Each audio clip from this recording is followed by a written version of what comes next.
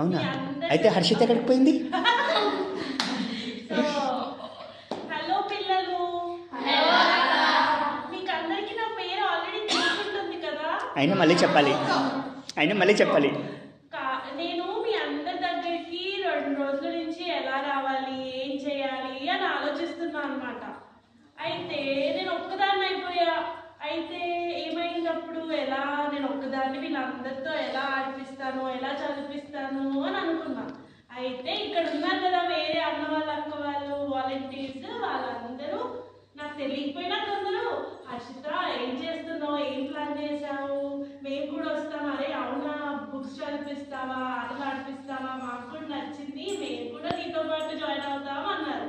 అయితే ఇవాళ అందరూ మీ అందరి కోసం వచ్చారనమాట. కాబట్టి మీరందరూ ఇది ఎంజాయ్ చేశారనుకుంటున్నాను.